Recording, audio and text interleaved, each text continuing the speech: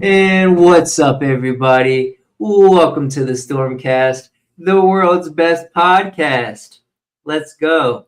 We're live on YouTube and Twitter, bringing you the latest and the greatest news, stories, and updates going on around the world. I hope everyone is having a good weekend so far on this beautiful Saturday. Before we get into today's Stormcast, I want to give a quick sound check and make sure everything's sounding good because we do it live, folks. And we sound good. We sound amazing. Alrighty, let's jump right into it. It's a beautiful Saturday. It's actually snowing outside. Snow actually has stuck here in South Carolina. So we got a white winter, you could say. It's actually, sunny and hot on Christmas, but it's wintertime and we're getting snow. So that's always good. It's always good to see snow. If you haven't already checked out the latest episode of the Stormcast, episode 45, it dropped. We had a guest on. We had guest Keywan Taylor. We talked all about him surviving being shot, life after a spinal cord injury, navigating relationships after a spinal cord injury, and a lot more, folks. So if you haven't checked that out, that episode is available everywhere you can find podcasts. And we are ending the football season. So I want to give a football season update now that we are 1 week away from the Super Bowl. And the college football national championship obviously already happened. I predicted that Indiana would beat Miami 31-27. Indiana did end up beating Miami, but the score was 27-21. So, I guess you could say I'm somewhat of a genie, of a good predictor. I should do sports gambling more, but here maybe next year, maybe next season. We are officially done with the NFL playoffs. I predicted that the Bills would beat the Broncos. That didn't happen. Josh Allen, he can't seem to get it done in the playoffs. The Broncos ended up beating the Bills. So that was interesting. I predicted that the 49ers would beat the Seahawks. That didn't happen. Seahawks beat the 49ers. I predicted that the Patriots would beat the Texans. That was a correct prediction. I predicted that the Rams would beat the Bears. That was also a correct prediction. And so now we have the Seahawks and the Patriots in the Super Bowl next week. So I'll give you guys an update on what happens after that. I am going to go ahead and predict right here, right now on the Stormcast that I want to say Seahawks. I want to say Seahawks, but it's going to be a good game. A lot of people don't believe in Patriots. Honestly, I'm a Drake May fan, okay? And, I've always liked the Seahawks, the Legion of Doom, back when, they had Richard Sherman, Cam Chancellor, Earl Thomas, back when they had that star-studded DB core. But not now so much. I'm going to go ahead and say the Patriots beat the Seahawks 27-24. All right, 27-24 Patriots. All right, so, hey, if you want to, bet against me, if you want to make a friendly wager, drop a comment down below. We have a week left, and I'm willing to put a couple dollars down, for the Patriots. And so that's going to be our football season update for today's episode. Let's get into the latest news before we jump into our topics for today's episode, okay? So let's jump right into it. We have the Everything You Missed This Week segment, all right? So this is everything you missed this week, all right? Let me pull it right up here. Scroll down a little bit more. Oh, you get a call. All right, folks, we have a live caller. It looks like it's my mom calling. Hello? Hey, I texted your dad. He's going to come over. All right, Mom. Say hi to the Stormcast. Huh? Say what's up to the Stormcast. Hey, Stormcast. Hey. Stormy friends. Hey, shout out Mama Stormy, giving us a guest appearance. Trying to make sure the king is straight. Yes. I having a caregiver situation, guys. It's snowing, as I said, so we got to get the caregiving situation down. But it looks like my pop's is gonna come over here soon, so that's always good. But all right, Ma, I appreciate it. No worries. And if you have the same issue tomorrow, just let us know. We got you. All right, sounds good. All right. Have an amazing evening. All right, you too. Everybody in the podcast, holla at your girl. All right, everybody. W Mama Stormy in the chat. All right. All right, guys. W Mama Stormy. All right. Nice and wholesome podcast appearance from Mama Stormy. All right. So let's get right into our topics before we jump into our news. All right. So this is everything you missed this week. All right. So starting off with Zootopia 2 breaks China record. Zootopia 2 has reportedly passed Avengers Endgame to become the highest grossing Hollywood movie of all time in China, earning $632.2 million there so far. The milestone shows just how huge the sequel has become in the international market. All right. Shout out Zootopia 2 in China. Okay, so before it was Avengers Endgame, and now it's Zootopia 2. I guess Zootopia 2 is a new, spin-off of the original. I haven't seen it. But coming up next for everything you missed this week, we have a Georgia bill. Lemon pepper is the official wing flavor. Okay. Georgia lawmakers have introduced a bill that would make lemon pepper the state's official chicken wing flavor. It's a nod to how popular the flavor is across Georgia, especially in Atlanta, where lemon pepper wings are basically a cultural staple. All right. And I feel like, everybody likes lemon pepper wings, right? I mean, we can all agree that lemon pepper is the goated all-time best flavor for wings, followed by hot wings and then, so on and so forth. There's you can make arguments for, garlic parm, perhaps Cajun, but lemon pepper, you see, I don't think it's fair that Georgia gets to make it the official flavor, right? Because everybody likes that. But I mean, I guess if it's that popular there, I feel like here in South Carolina, lemon pepper is very popular as well as everywhere in the South, really. Okay. But yeah, coming up next for everything you missed this week, we have Pokemon vending machine shows up at the Pentagon. The Pentagon reportedly installed a Pokemon card vending machine inside its main food court, surprising people online. The quote lucky box machine also advertises CGC graded sports cards and memorabilia, making it feel more like something you'd see in a mall than inside a military headquarters. Yeah, that is pretty interesting, right? Like, why would the Pentagon need Pokemon cards? Like, are they that bored that they're sitting around their cubicles all day? They don't got nothing else to do besides, buy Pokemon cards and play around Pokemon cards. As of recently, I do know that Pokemon cards and trading cards in general are becoming increasingly more and more popular, around the world. For whatever reason, it's kind of like NFTs back in 2020. It's just one of those things. It could be hot now and not tomorrow, but we'll see how it's trending. Keep you updated with that. Next up, for everything you missed this week, we have Master Chief voice actor slams AI voice cloning. Steve Downs, the voice of Master Chief, said using AI to replicate his voice crosses a line. He explained that it can trick people into thinking he actually recorded certain lines when he didn't, and he'd prefer AI voice cloning of his work not to be used at all. And what I have to say about this is, sorry, Mr. Steve Downs.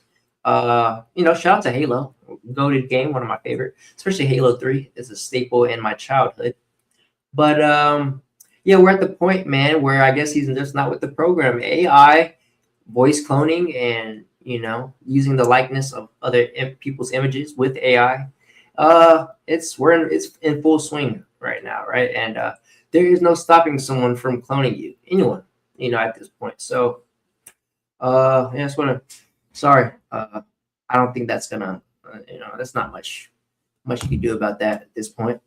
Next up, we have Kyle Forgard runs 100 miles for charity. Okay, so Kyle Fordred, the YouTuber, reportedly ran 100 miles from Area 51 to the Las Vegas Strip to raise money for cancer research. He ran about 25 hours straight and streamed the entire thing on Kick, helping bring in over $330,000 in donations.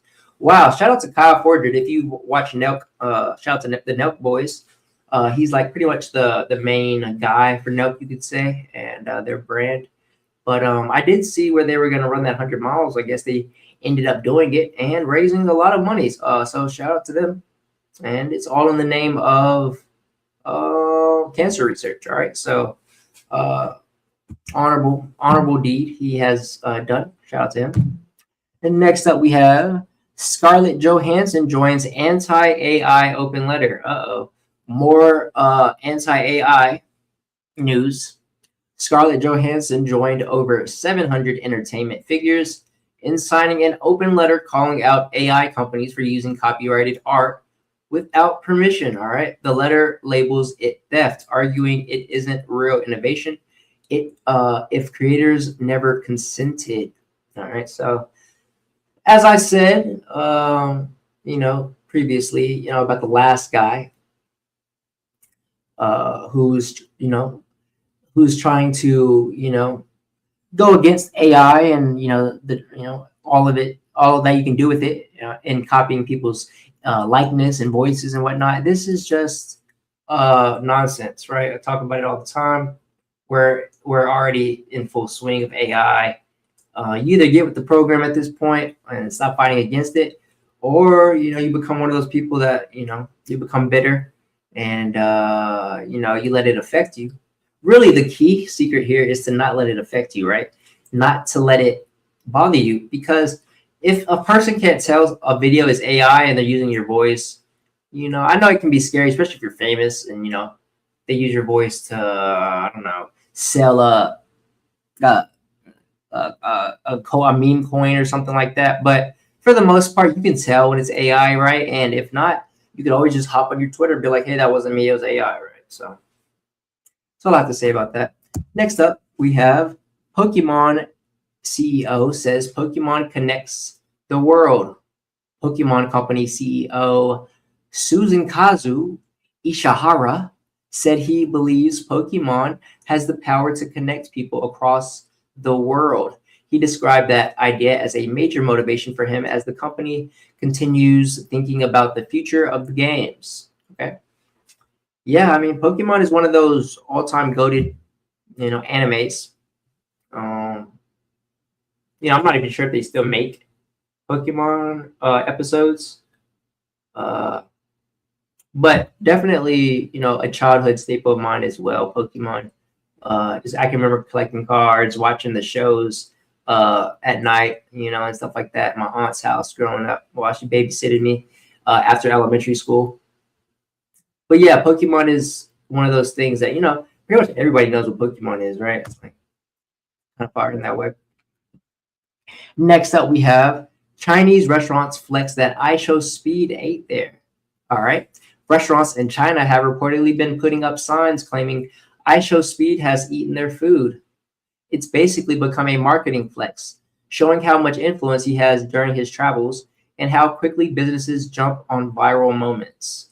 All right. Yeah. Shout out to iShowSpeed, man. He's making waves on the internet. Obviously, one of the, most goated streamers of all time. Really. I mean, streaming really has only been a thing for the past 25 plus years, maybe, as we know it. Right. And he's one of the early pioneers and just, what's possible and how much influence you can gain just from being a streamer. Right. Just for showing your face on the internet and being entertaining and, having people love you and, idolize you. And he goes around the world and streams it and, eats different places, tries different things, does backflips off of stuff, off of things and whatnot. And fire streams. He recently went to Africa, if you can keep it up with him. And I was watching a couple streams and, yeah, man, he's doing some really good stuff, showing the world to people, and showing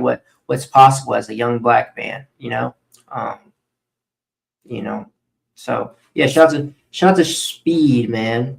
Next up, okay, so that is all for this. We have actually some more everything you missed this week. So let's pull that right up and get right into that. All right. Fire episode we have for you today, folks. A lot to talk about, a lot of things going on around the world. So let's continue everything you missed this week. All right, so we have the Bank of England told to plan for, quote, alien life crash. All right, so a former senior Bank of England analyst warned the central bank should have contingency plans ready in case the U.S. confirms intelligent alien life. She argued that the shock could spark extreme market volatility, bank runs, and even collapses. All right, so time to get ready for alien impact, possibly, right? And my thing is, if the aliens, really wanted to come here, by now they would have, right? There's probably so many other cool planets, more interesting, more advanced, planets to visit, other than Earth. But perhaps they decide to come here, and people think you should be prepared, right? So interesting. Next up, we have dad wakes up from surgery speaking Spanish. Okay, so a U.S. father says that ever since he was 19, he sometimes wakes up from anesthesia speaking Spanish, despite not being fluent normally. He described being confused, while nurses kept asking him to speak English, making it feel like his brain suddenly switched languages on its own. All right, so this one's kind of weird, right? Like, I don't know what's going on in his brain, but imagine just waking up speaking a different language, right? And Spanish is a good one, but I don't know. I probably prefer like Mandarin or maybe French. I did take French, but I've always wanted to be fluent in French. I know a couple words. Est-ce que tu as un oui, ça va. Comment ça va? Et tu? Ou parlez-vous France? Okay, so I know a little bit of French, but apparently this guy's just waking up speaking Spanish. So shout out to him. And next up we have and I'm heavily layered right now, folks, because it's cold outside, and my house is. Well, I'm actually feeling good. I feel really, really comfy in here. Nice comfy episode today. But next up, for everything you missed this week, we have study suggests horses can smell fear and humans. Researchers found horses reacted differently to body odor from people who watched scary clips versus joyful ones, showing more fear responses like being more startled and less relaxed. This suggests they may pick up human emotions through scent. All right, so I love horses. One of the most cool animals to be around. Just the vibe, the aura that they have. And when I am around horses, I do realize that they're super sensitive to your, how you feel, how you, the state that you may be in, the state, how you're behaving. They pick up on things. They're real sensitive to emotions and things like that. So it makes sense, that they can smell fear in humans. And good to know. Next up, we have Mr. Beast's favorite video is from Technoblade. Okay, Mr. Beast said his all-time favorite YouTube video isn't his own, but a Technoblade upload from the Minecraft Potato War era. He praised Technoblade's humor and charisma, calling it one of the most entertaining videos he's ever seen. All right, I gotta check that out. Interesting. All right, check that out.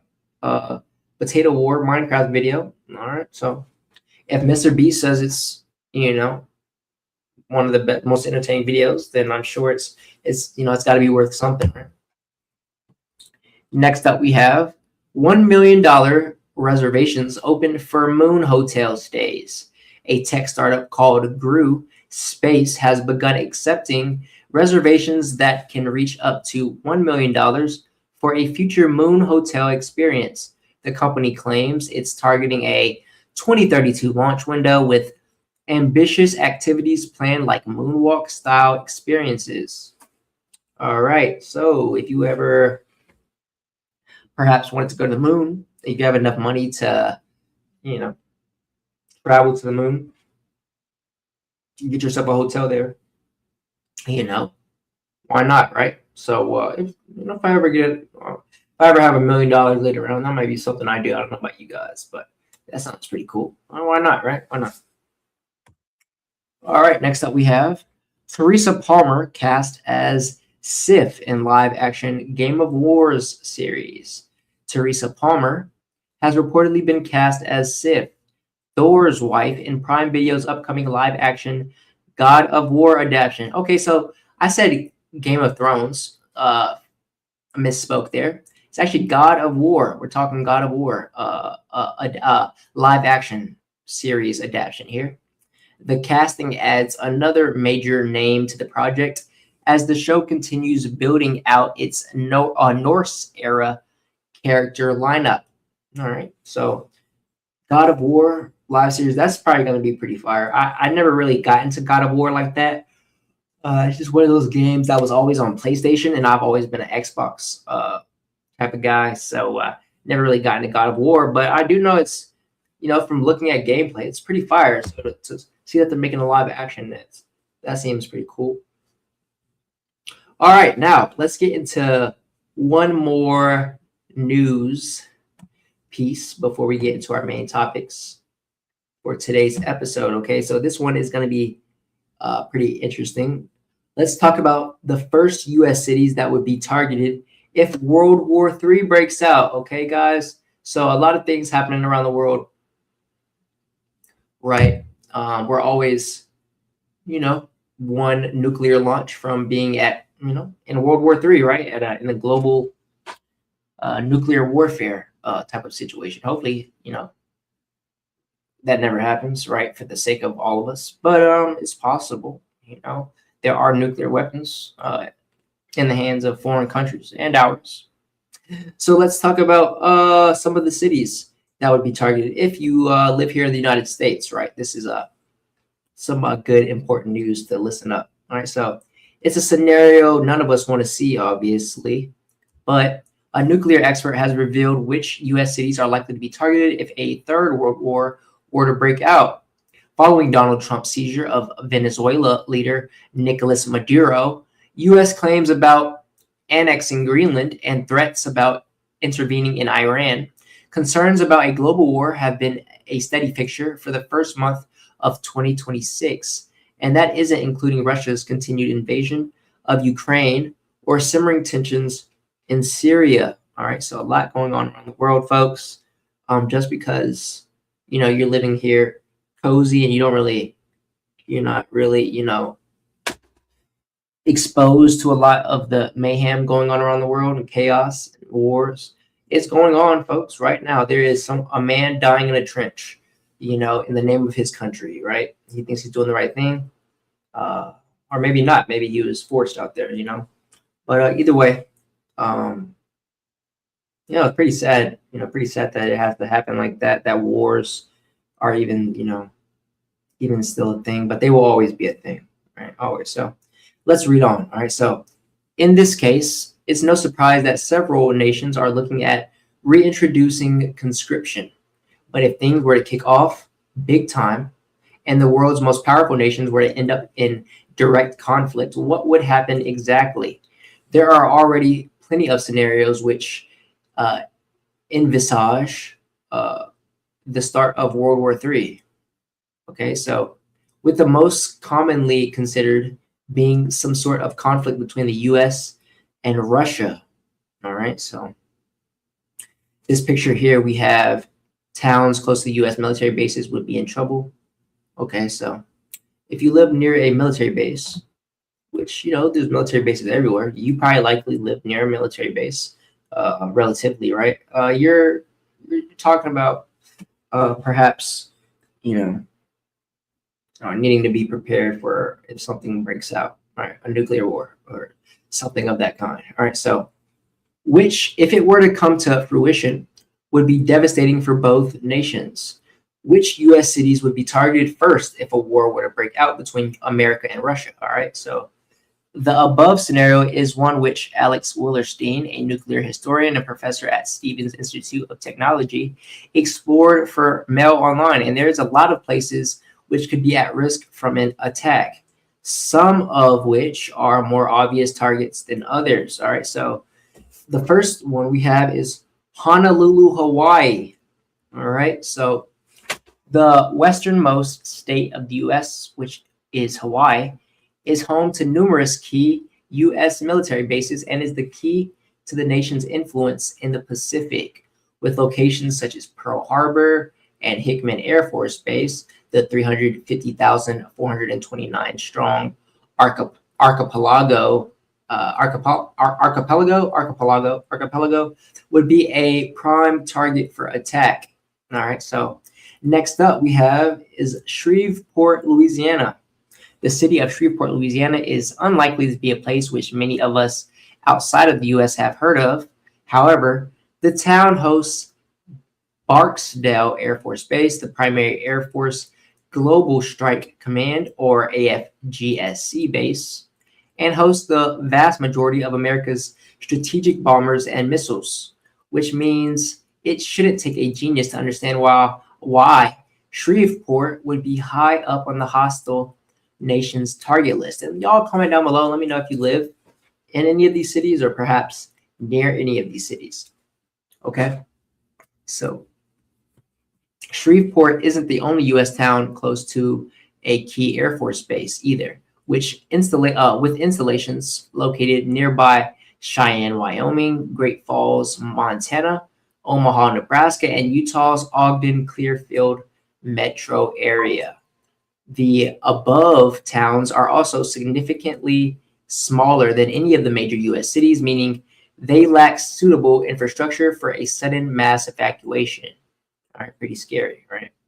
Next up, we have Colorado Springs, Colorado. Okay, so Colorado Springs is home to both the North American Aerospace Defense Command and Peterson Space Force Base, making it crucial to the aerial defense of not only the U.S., but also the whole of North America. All right. Next up, we have Albuquerque, New Mexico, as well as being the backdrop for the Breaking Bad TV series. New Mexico's state capital is also close to Kirtland Air Force Base, which is believed to have the largest storage of nuclear weapons in the world. Okay, did not know that, which means it will be high on the list for any attacking nation. Next up, we have Houston, Texas. The coastal city of Houston is not only home to 2.3 million people, but it is also considered the U.S. and global energy capital due to its oil and gas producing capabilities. All right, so we have a picture here which states, of course, major population centers such as New York, Los Angeles, and the nation's capital, Washington, would be key targets as well. Okay, so not to mention those cities on this list. All right, so major U.S. cities which could also be targeted during a war, as well as targeting the above strategic locations. A hostile state would also target major population centers to decimate U.S. morale. All right, and before I begin, continue reading on. Let me turn this heat down in my houses. I actually got it too warm now, so all right. So yeah, guys. So this includes targets such as Los Angeles, Chicago, and New York, the nation's 3 largest population centers, and home to various key industries. A strike to the above would not only cause mass casualties, but also cripple morale amongst Americans. All right.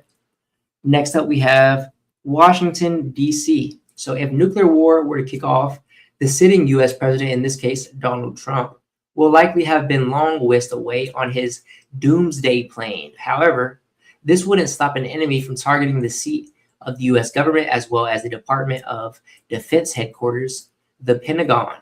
All right, so let's read on here. Scroll down a little bit. So Donald Trump issues damning New World War III warning, which would be a war like no other. U.S. President Donald Trump has urgently warned of an impending Third World War if things don't change in Europe. U.S. President Donald Trump has sent out a fresh new warning about World War III, claiming it could very easily happen if things don't change in Ukraine amid Ukraine peace talks. All right, so as we know, Russia and Ukraine have been fighting for, I don't know, almost probably like 2 years now. It seems like it doesn't seem like it's going to stop. Obviously, someone's making a lot of money off this war, and Russia wants. I think they're fighting over the Crimea. That sliver of land between Russia and Ukraine. Both countries claim that it's their right in their territory to have that land, but we're getting nowhere with that war. And so yeah, this 78-year-old alluded towards efforts to reach peace between Russia and Ukraine, highlighting the importance of the situation not just to America but the entire world. Earlier this week, the U.S. leader suggested the two European nations agreed to a 30-day ceasefire, which Ukraine accepted, but Russian President Vladimir Putin swiftly rejected. So yeah, Putin's not for it. He's like, you got to make me, call up my troops for 30 days while you build up your forces and plan a counterattack? Nah, no thanks. So, I'm not for the war, folks. I'm not for either country. I'm not rooting sides here, but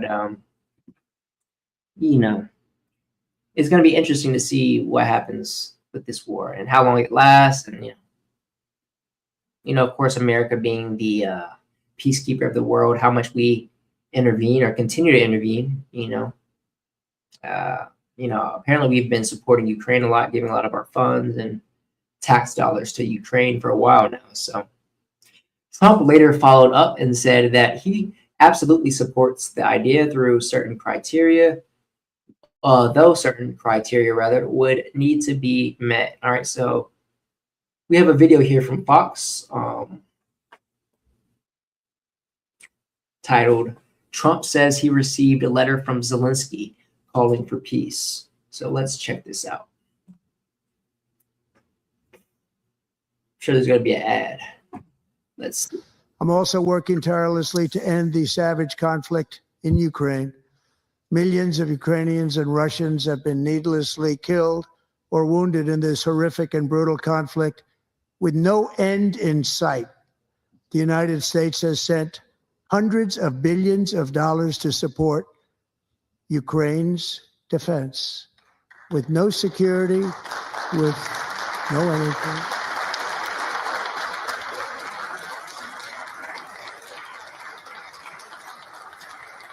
No.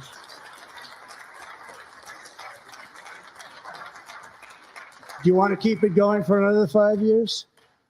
Yeah, you would say Pocahontas says yes.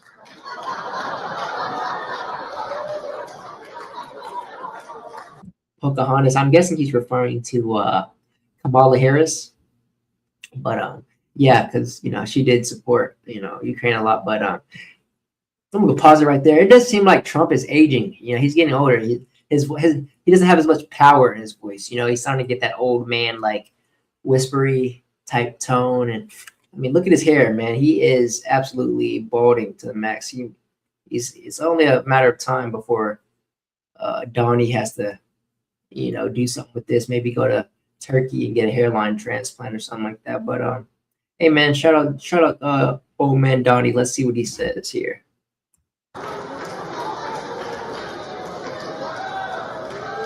Or maybe he was talking about her. Maybe he wasn't talking about Kamala. That's God, what's her name? I think she's a U.S. Attorney General or Speaker of the House. God, it'll come to me. But yeah, let's continue on.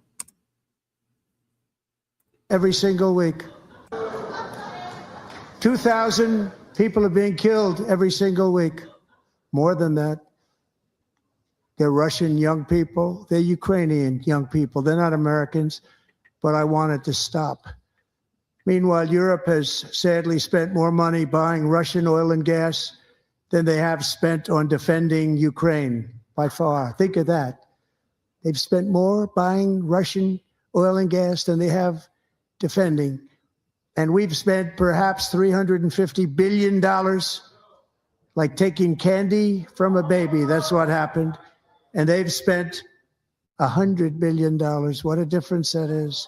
And we have an ocean separating us. All right, y'all. It's lagging. That's not me, but you can hear him. You can hear what he's saying. All right. The video is obviously lagging. Let's continue on. And they don't. But we're getting along very well with them, and lots of good things are happening. Biden has authorized more money in this fight than Europe has spent by billions and billions of dollars. It's hard to believe that they wouldn't have stopped it and said at some point, come on, let's equalize. You got to be equal to us. But that didn't happen.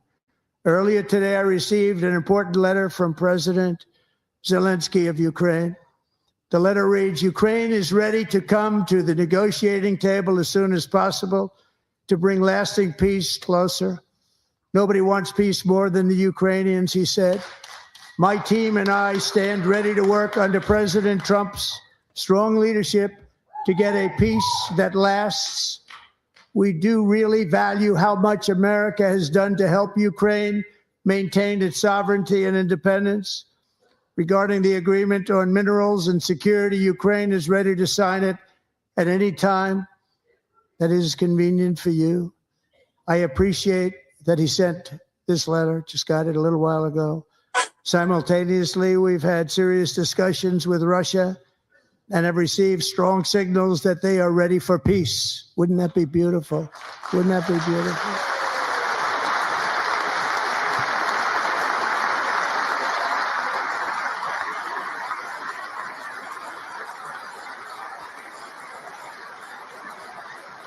Wouldn't that be beautiful? Wouldn't that be beautiful, ladies and gentlemen, if we found peace over there, right? He blames the previous administration for supporting Ukraine. The previous administration with Biden and Kamala and all of them, they did. There was always talks about how much money we were given to Ukraine, but it doesn't seem like we've stopped in this administration, right? It seems like we're still giving them money and funding the war over there, right? So yeah, guys, we'll see what happens over there. But Trump is determined to strike a deal for peace between the countries, despite his public outburst at Ukrainian President Volodymyr Zelensky in a meeting at the Oval Office last month. All right, so yesterday, the 14th of March. Okay, so this was last year when this happened. The president became the first leader since Obama to speak to the Justice Department, and he took the opportunity to highlight the risks of World War III, warning it would be a war like no other. He claimed the nation is in pretty good shape to reach a peace deal with Russia and stated that its leader has, quote, respect for the U.S. Trump stated, I think we're doing well with Russia. We're speaking with President Putin. We want to get the war over, okay? So the president further claimed that the U.S. sent nearly $350 billion to Europe in military aid, adding, we've had some very good calls today with Russia. And with Ukraine, they've agreed to a ceasefire if we can get it with Russia. And it's not easy. It's a tough one. All right. So here you have Trump and Putin shaking hands. Trump seemed confident that a peace deal would be struck with Putin. All right. So in quotes, I think we have it. I think we have it. But this could lead to World War III. Very easily lead to World War III. But I think we're in pretty good shape. A lot better than where we were before we got involved, Trump said. He also says that was heading into World War III territory. That would have been a war like no other because of nuclear weapons, of course, right? And other types of weapons that you don't even want to know about, all right? That's pretty scary for him to say, right? Other weapons that you don't even know about. So what are we talking here? High-speed missiles, space missiles, obviously drones, submarines that are hypersonic weapons with on submarines, perhaps. Some pretty scary possibilities. Hypersonic laser weapons. All right, so Trump also claimed that there would have been no war had I been president. It just 100% would not have happened. All right, so U.S. envoy Steve Witkoff has presented plans of a ceasefire Putin in a meeting on Thursday with a phone call between the two leaders set to take place in coming days. Right, so obviously all of this did happen. Right, there has been no ceasefire. The war is still raging on. All right, so G7 allies, including the UK, stated on Friday that they were calling for a ceasefire with no conditions to end the battle in Ukraine. Putin has previously said in a televised statement, "We are sympathetic to President Trump's call. If they lay down their arms and surrender, they will be guaranteed life and dignified treatment." What he did mention there, right, was that they need to go ahead and give us that land, right, that we're fighting over, right? So that's also part of that little deal there. Let's scroll back down. So the former KGB operative went on, in order to effectively implement the U.S. president's call, there needs to be a corresponding order from Ukraine's military political leadership to its military to lay down their arms and surrender. Trump has announced in a social media post about Ukrainian soldiers that were completely surrounded in Kursk. "I have strongly requested to President Putin that their lives be spared.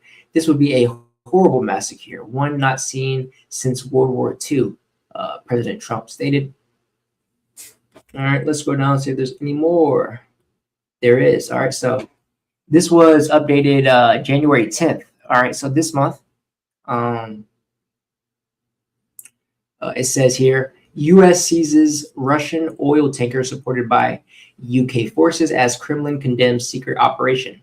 So the defense secretary confirmed that the UK military supported the U.S. operation to seize the tanker in the Atlantic. The United States has seized a Russian-flagged oil tanker with the support of the UK military.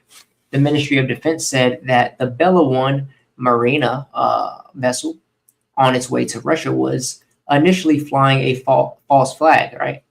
And then turned off its transponders while at sea and sought to reflag while being pursued, indicating its nefarious links to global sanctions evasion. Today, our UK armed forces showed skill and professionalism in support of a successful U.S. interception of the vessel Bella 1 while on its way to Russia, said UK Defense Secretary John Healey. In quotes, "This action formed part of global efforts to crack down on sanctions busting." Healey revealed that the ship is part of a Russian-Iranian axis of sanctions evasion, which is fueling terrorism, conflict, and misery from the Middle East to Russia. Okay, so the UK will continue to step up our action against shadow fleet activity to protect our national security, our economy, and global stability, making Britain secure at home and strong abroad, he said.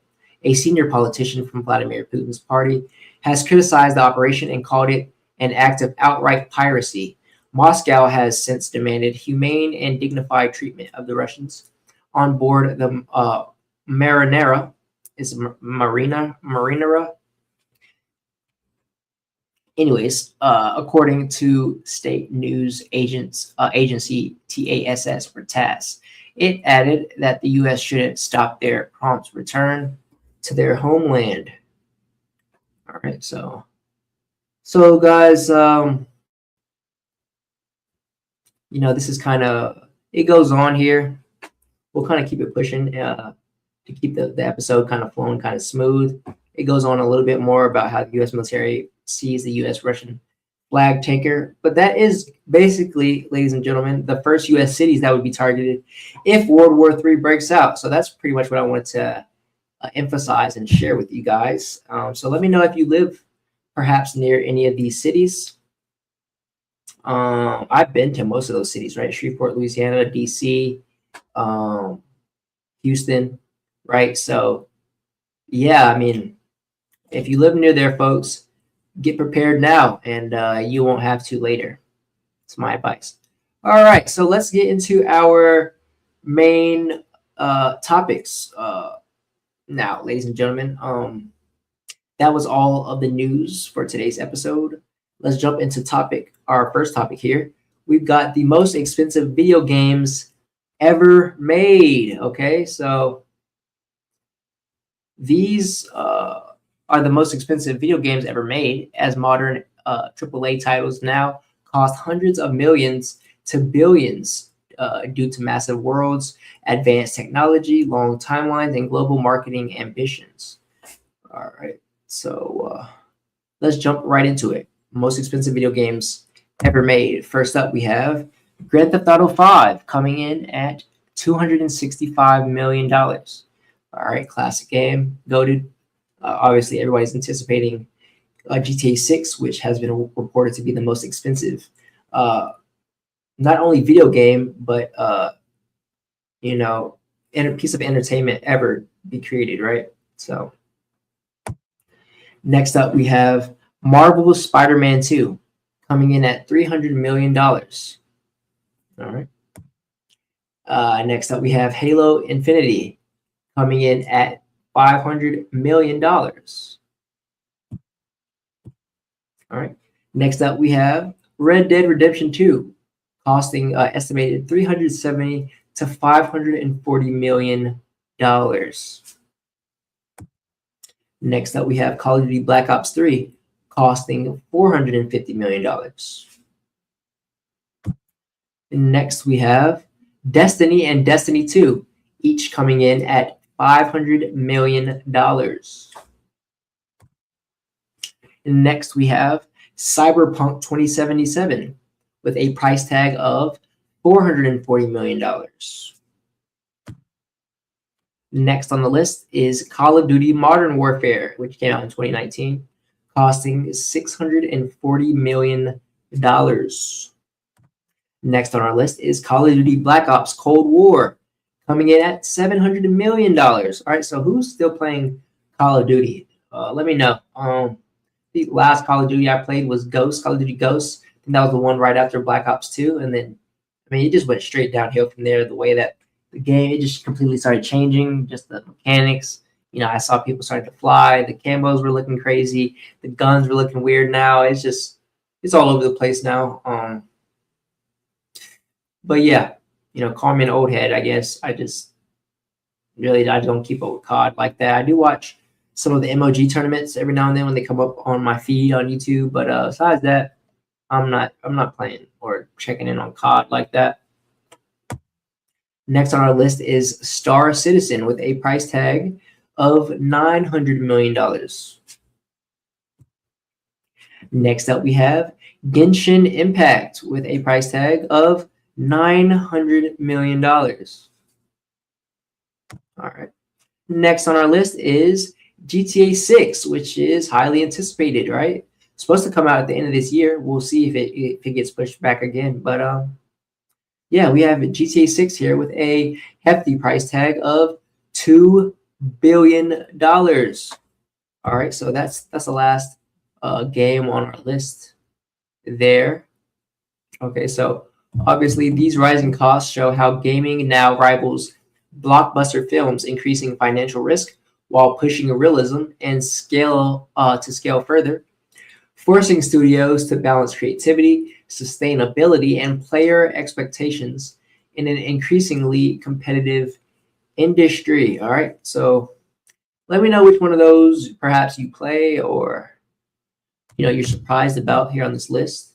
But yeah, that's the most expensive video games ever made, ladies and gentlemen. With that being said, coming up next for our second topic of today's episode, we've got the most miserable and dangerous cities. All right, so here is the top 10 most dangerous cities in America. Let's see what we have first here on our list. We have Camden County, New Jersey, also known as Police District. This police district is listed with a violent crime rate of 1,380.55 per 100,000 people. So the high rate reflects challenges in urban policing, concentrated poverty, and social tension in the district. All right. Next, we have Pueblo, Colorado, or Pablo, Colorado. Pablo has a violent crime rate of 1,424.12 per 100,000, according to a 2024 census, based on FBI reported data. Most of that comes from aggravated assault, but robbery and rape contribute too. All right, so who's expecting that, right? Who even heard of Pablo, Colorado? I didn't know that it was that dangerous, right? So, surprise to me. Coming up next is Milwaukee, Wisconsin. Surprisingly, Milwaukee's violent crime rates is 1,430.9 per 100,000 in the latest data. The city faces problems with gang activity, poverty, and limited resources in underserved areas. Wow. So who knew that there was gang activity going on in Wisconsin? I didn't. Next on our list is Kansas City, Missouri. Kansas City shows a violent crime rate of 1,547.11 per 100,000. Key issues include gun violence, robbery, and serious socioeconomic divides between different parts of the city. Excuse me. So yeah, Kansas City, Missouri. All right. Next up, we have Cleveland, Ohio. Cleveland's violent crime rate is 1,561.08 per 100,000 in 2024. Violent crimes, like assault and robbery, are especially common in certain neighborhoods, contributing to its high rate.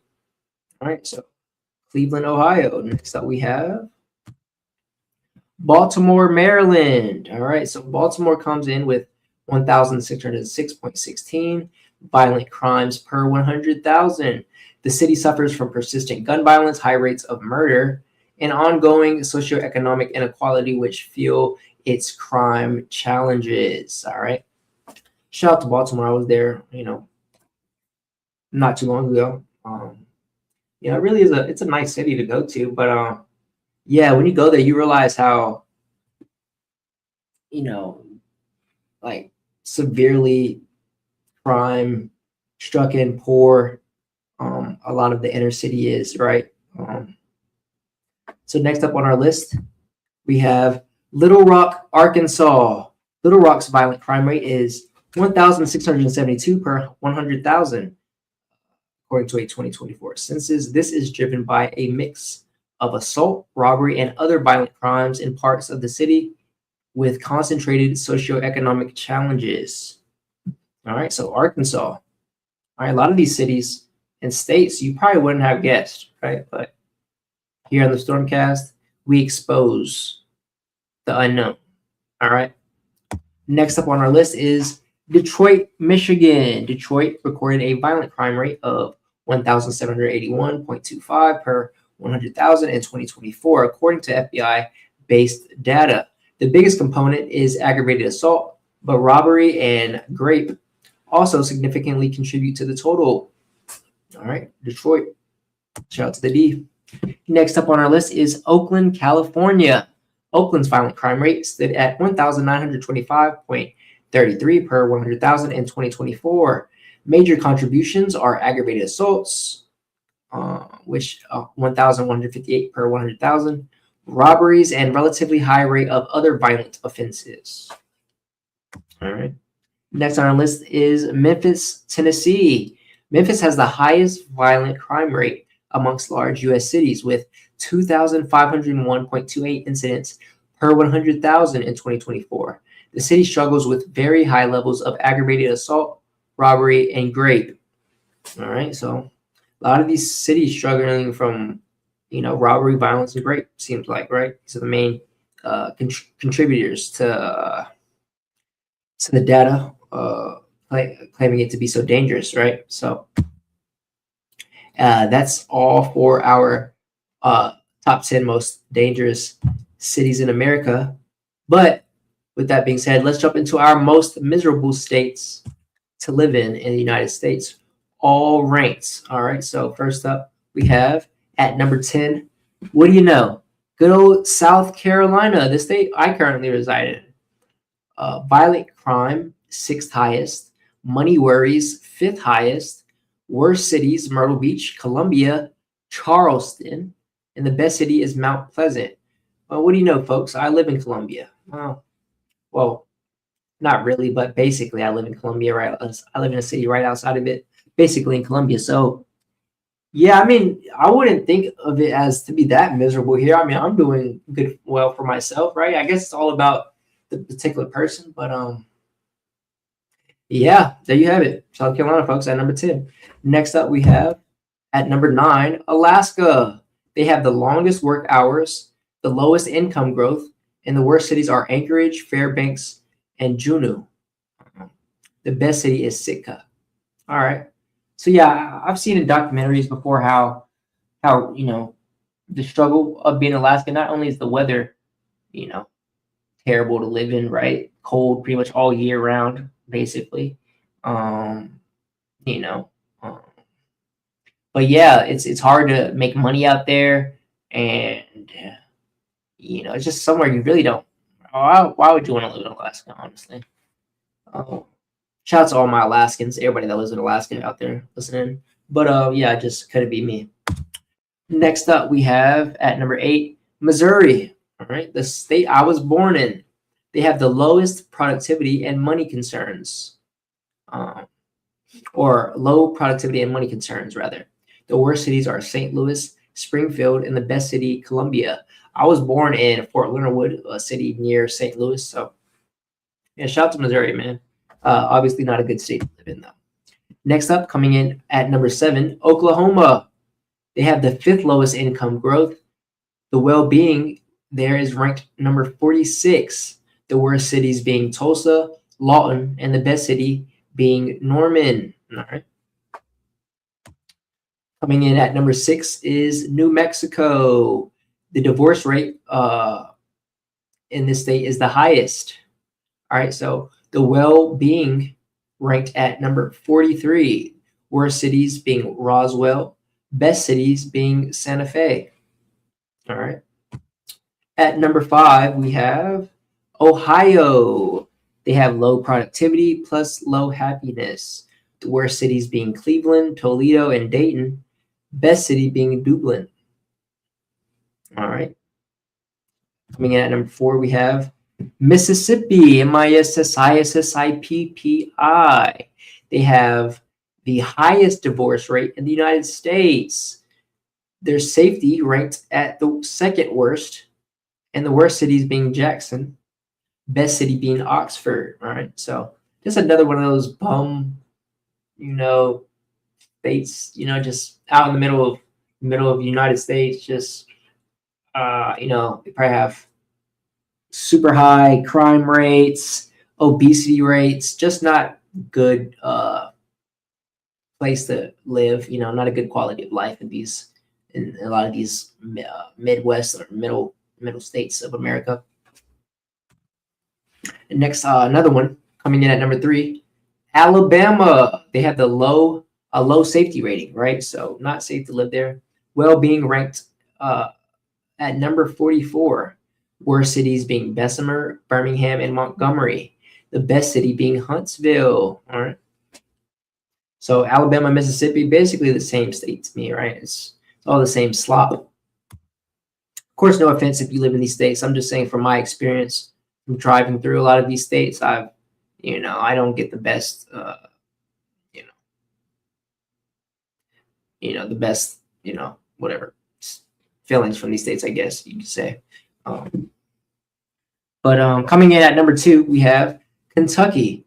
They have the 2nd highest depression rate, well-being ranked at number 47, worst cities being Louisville, Lexington, and Paducah. Best city being Bowling Green. All right. And coming in at number 1 on our list of the most miserable states to live in is Arkansas. The depression rate, fifth highest. Safety is third worst.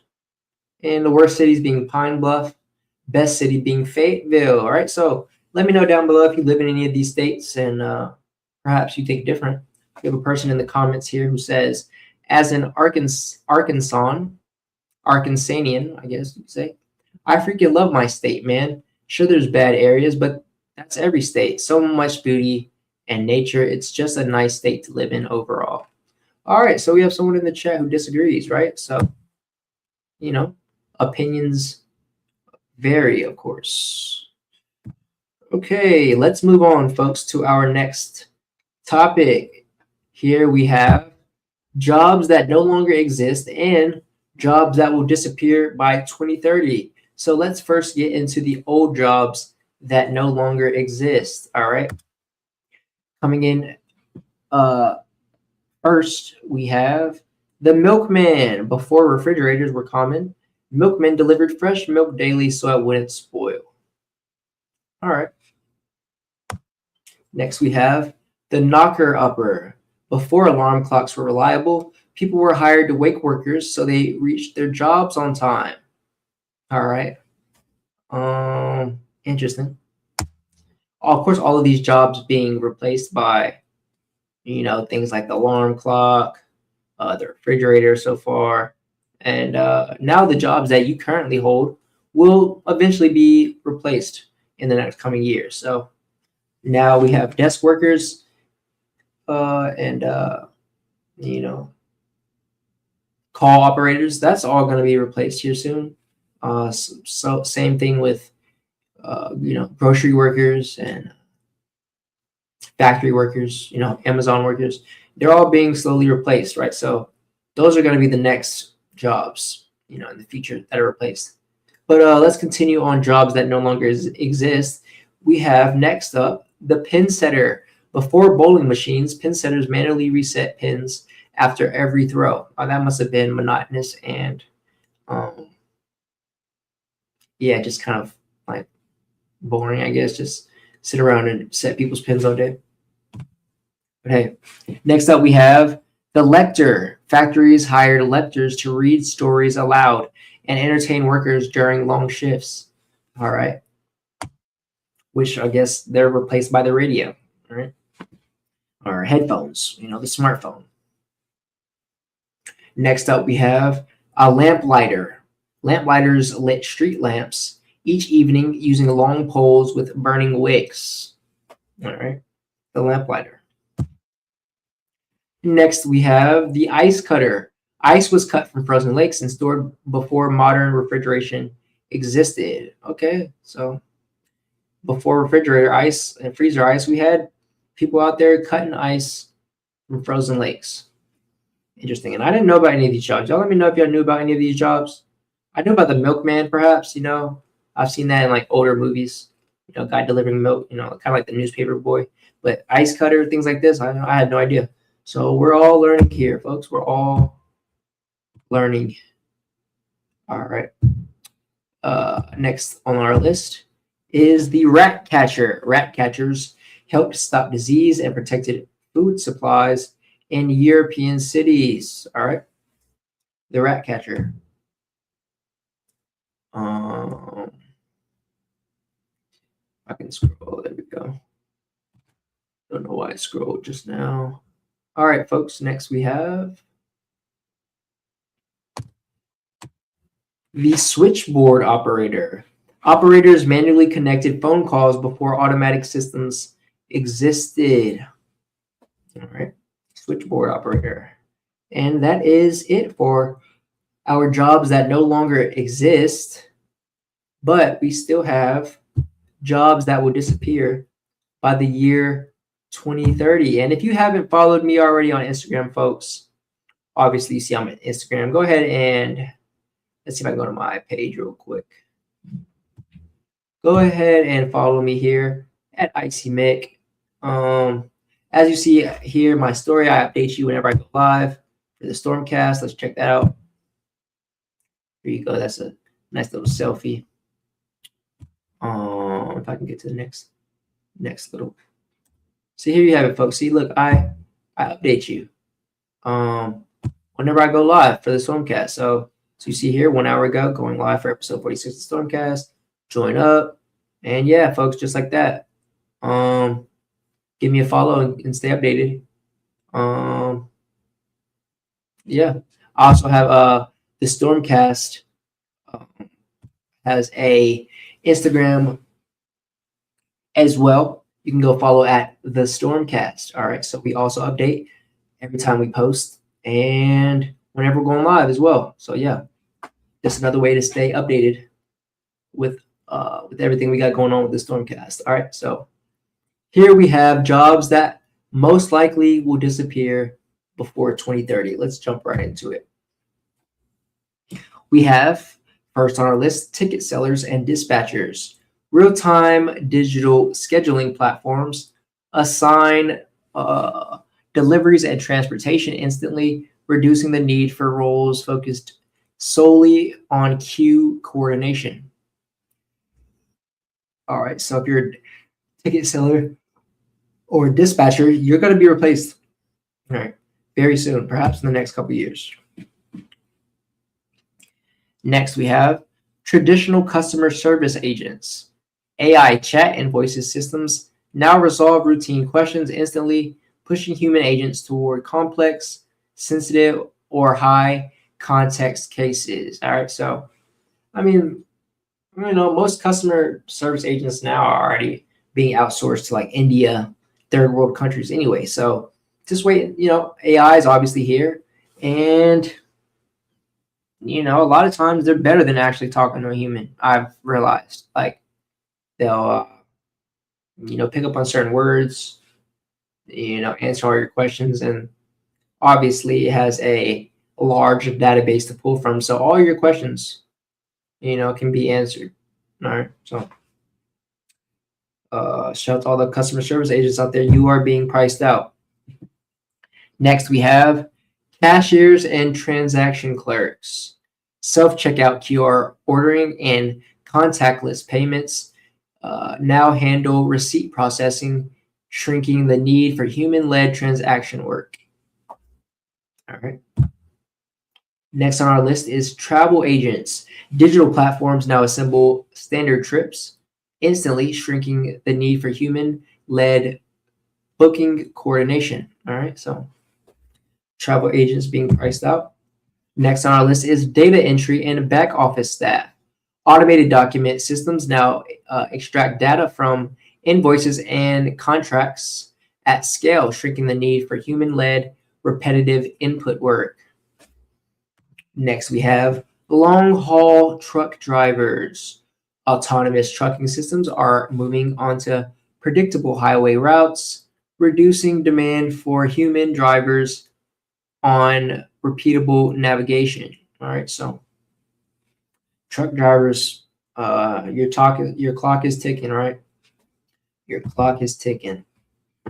Next on our list is traditional accountants. Financial software now automates categorization, tax prep, and anomaly detection, shrinking roles centered on manual bookkeeping. All right, so accountants being priced out. Next, we have data entry clerks. Automation systems already read documents and populate databases at scale, faster and with fewer errors than manual input. All right, folks. So if you have any of these jobs mentioned on this list, go ahead and start preparing for a future or a job where you won't be priced out, and perhaps something in the STEM field, electricians, mechanics, things where AI will have a tough job, tough time picking up at first. Obviously it'll eventually price out everything, right? But when the robots come. But for now, guys, all my accountants and clerks and whatnot, go ahead and start preparing now, because your day is coming where AI and robots have taken your job. All right, folks, this next one's pretty interesting. We have the most dangerous technologies ever created. All right, so this one should be interesting. Let's see what we have. Coming up first is nuclear weapons. No surprise here. A single modern nuclear warhead holds more destructive power than all explosives used in both world wars combined. One mistake could erase cities. All right, we all know about nuclear weapons. Not something to play around with. So let's continue our list of most dangerous technologies ever created. Next up, we have artificial intelligence, or AI. AI can create art, design weapons, and make decisions faster than humans, but without clear limits. It could one day outthink the people who built it. Yeah, we've seen that. iRobot and Terminator, right? When the robots take over. That day will come. That day will definitely come, and that's probably one of the ways we'll probably end up, erasing humanity is with either a war between robots. Robots take over, create a global war, or they start launching nukes. It only takes one robot or AI system to hack, a nuclear launching site and launch a warhead, and start a global, war. So hopefully that doesn't happen, obviously. Next, we have biological engineering. Gene editing tools like CRISPR can erase diseases or design viruses. The same science that can cure can also create something unstoppable. Yeah, so I guess these systems like CRISPR could also create a disease, right? Instead of, erasing, a disease or a virus, it actually creates one in the body, and that we perhaps have no cure for. Right? This is pretty doom and gloom, I know, but it is what it is. Facts are facts, right? I'm just reporting. Next up, we have autonomous weapons. Drones that identify and eliminate targets on their own are already being tested. Once deployed, they could start wars without waiting for orders. All right. So, yeah. Drones that control themselves, take over, Terminator. We've all seen it.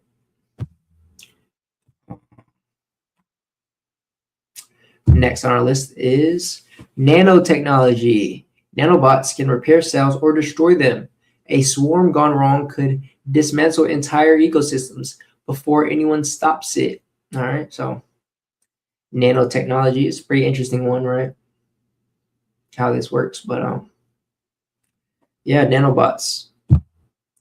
Next, we have deep fake technology. AI generated videos can now mimic faces, voices, and emotions with scary accuracy.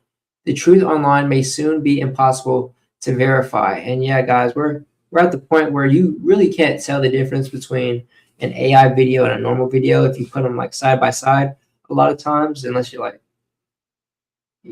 really observant and really good at picking up little things.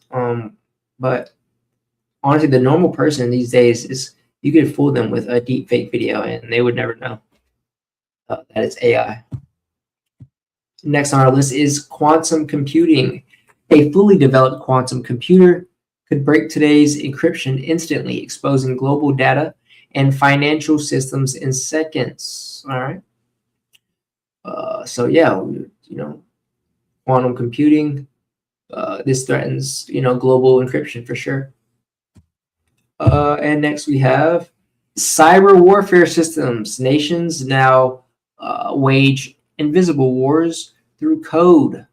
One cyber attack can cripple infrastructure, shut down grids, or trigger chaos without a single bullet fired. All right, so cyber warfare, crippling nations without even a single bullet being fired. Right, so these innovations, just prove how thin the line is between progress and peril as we build, synthetic life and, smarter systems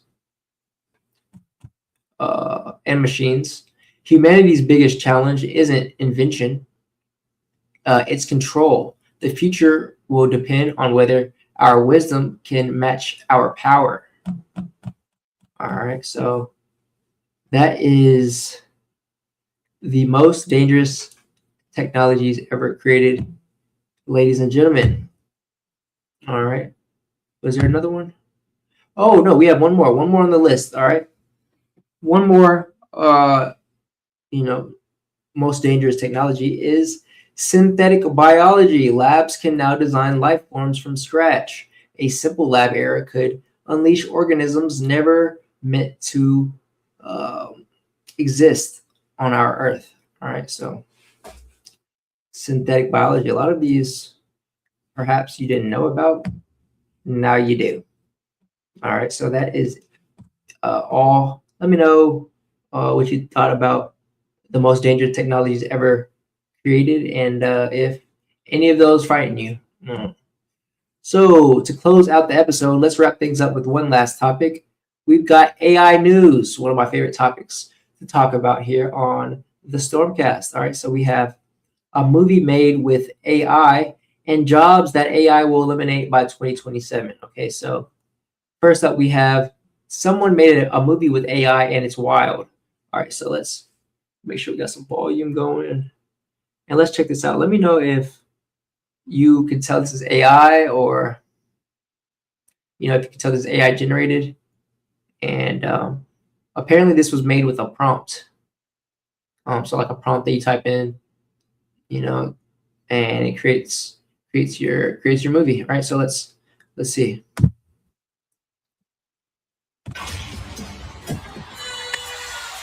This slaps everything he sees. What's next? Slap.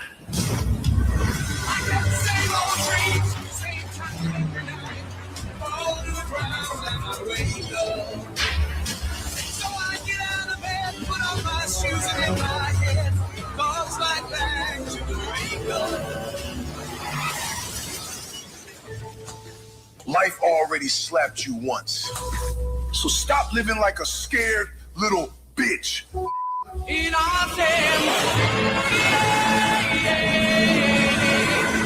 Hope you're okay, honey. I'll slap the out of him.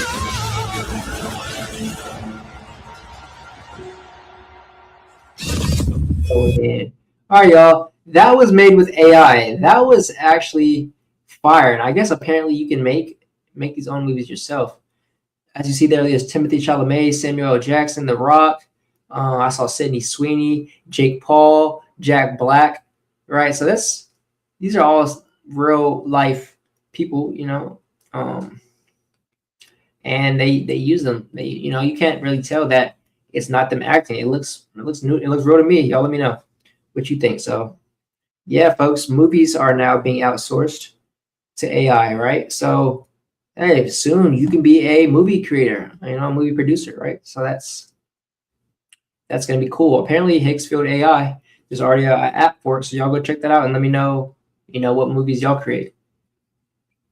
Next, we have jobs that artificial intelligence will erase by 2027. Our last topic for today's episode, ladies and gentlemen. If you made it this far, go ahead and hit that like button for making it to the end of the podcast. Appreciate everyone for joining in today. Drop a W in the chat. And let's get right into it. All right, so jobs that AI will erase by 2027. First up, we have customer service agents, right? So Klarna has successfully replaced the workload of 700 full-time agents with a single AI, which now handles 2/3 of all customer chats with higher accuracy. All right. So customer service agents, your time is up. Next, we have entry-level programmers. So GitHub CEO predicts that AI will write 80% of all software code soon, shifting the role of developers from writing lines to merely managing AI agents. All right, so I remember when I was a freshman in high school, right? They were pushing, coding is going to be the future. Go ahead and get into coding now, right? In college, they had coding classes, and you take computer classes, and you have to learn all about coding, right? So we're at the point where you don't even need to go to school for it. It's going to be outsourced to a program that you can use to code things, right, and program things much easier than before, right? So entry-level programmers, your time is ticking. Next, we have tax preparers. So a study by OpenAI and UPenn, University of Pennsylvania, identified tax preparation as the single most exposed occupation, meaning nearly 100% of tasks can be significantly accelerated by AI. So tax preparers, go ahead and figure out what you're going to do next, right? There's no need to get into tax preparation or anything like that now. And next we have translators. Reports indicate AI translation is reaching human parity for technical tasks, which experts predicting AI will eliminate half of all entry-level translation jobs by 2027. All right. So yeah, I mean, I've seen the glasses. We've all seen the glasses where, that are coming out, and even the Metas now, I think they can translate like different languages in real time, right? So if someone's speaking Spanish in front of you, you can't speak Spanish. They'll just translate everything they're saying in real time. So yeah, don't bank on being a translator anymore, folks. Next, we have graphic designers. The market for template-based design, logos, banners is collapsing at 70% of companies as companies adopt AI tools to generate marketing assets instantly without human help. All right, so graphic designers getting priced out.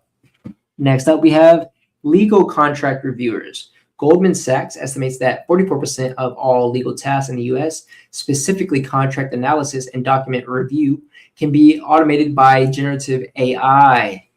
All right, so, even things like lawyers, paralegals, legal contract reviewers, they're getting priced out, right? Next, we have data entry clerks. The World Economic Forum predicts a global net loss of 14 million jobs by 2027, with data entry listed as one of the roles most likely to vanish completely. All right. And next, we have junior copywriters. Marketing teams are reporting massive efficiency jumps, with AI now generating, quote, first draft content for blogs and social media 80% faster than entry-level writers. All right, so that is all of our topics for today's episode, folks. I hope you enjoyed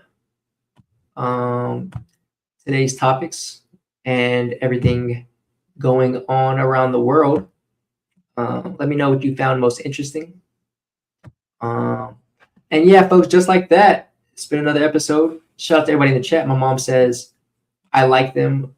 My mom in the chat, guys, I like them, but not my favorite. I like sweet chili or mango habanero the best.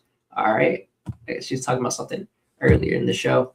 He's all over Red Note and getting mad props for how he's revealing the lies we've been told and believed about other countries. All right. So shout out to Mama Stormy in the chat, folks. As always, the StormCast is everywhere you find podcasts. So subscribe on YouTube, drop a 5-star review on Spotify, and follow on Instagram, Twitter, and Rumble. Your support on Patreon also keeps us going strong. All links are down in the description below. All right, so shout out to everybody who joined today's episode. Drop a W in the chat. Appreciate everybody for tuning in. Our next episode will be with a guest, okay? So next week, I will be dropping an episode with a guest, a special guest. So go ahead and turn those post notifications on, folks, because it is a spicy episode, a really fire episode. I really like it, so I'm excited to share it with you guys next week. It should be dropping next Wednesday, all right? And if you would like to support the channel further, as always, we have the Patreon, and down in the description, click on that Patreon link, and you can support the podcast for just $5 a month. All right. Yeah, you can also join a community of like-minded individuals. We have behind the scenes content there, content that I can't post on YouTube, and a lot of other benefits. So go check that out down in the description, the Patreon. And yeah, for today's episode, folks, let me know if you relate to any of these topics. Let me know any questions you have or any, thoughts you had on today's topics, good or bad, happy or sad, which you found interesting, which you want me to perhaps talk about in the next episode, the next solo pod. But yeah, folks, I'm going to leave you guys off with 2 quotes today that I have seen and I want to share with you guys, right? So that maybe perhaps you, perhaps they relate to you and connect with you as well. So the first one is, do not pray for an easy road, pray for stronger legs. All right. So this quote means don't ask for life to be easier, right? Ask yourself to become stronger. An easy road is wishing away struggle and obstacles, but stronger legs means building resilience, discipline, and courage so you can handle whatever path you're on. It's about choosing growth over comfort and power over excuses, because hard times aren't the enemy, weakness is. And you don't rise to easy conditions, you rise to your level of strength. All right. And the next quote I have for you is, one day you'll realize no one was really watching and you could have done whatever you wanted. All right. So this quote means most of the fear that holds us back is imaginary. We think everyone is watching, judging, and keeping score, but in reality, people are too busy dealing with their own lives to focus on yours. One day you realize you wasted time trying to phase or please an audience, rather, that wasn't even there. And you could have taken risks, spoken up, and lived more boldly the whole time. It's about freedom. When you stop worrying about approval, you finally start living on your own terms, right? And we all want to be living on our own terms, having our way with our life, being the king of our kingdom, right? All right. So both of these quotes point to the same truth. Your limits are mostly self-created. The first quote says, don't pray for an easier life, pray to become stronger. And the second reminds you that most of the fear stopping you from growing comes from thinking everyone is watching you and judging you when they really aren't. Together, they teach that real freedom and strength come when you stop seeking comfort and approval and start building yourself up to face challenges boldly. Because once you realize no one is keeping score, you're free to take the hard road, grow stronger, and live life on your own terms. All right. So that's what we want. We all want to be living on our own terms, having our way with this life. All right. So with that being said, folks, I will call it a episode right here. I appreciate everyone for joining. I love you so much. Stay blessed, stay beautiful, and I'll see you in the next episode.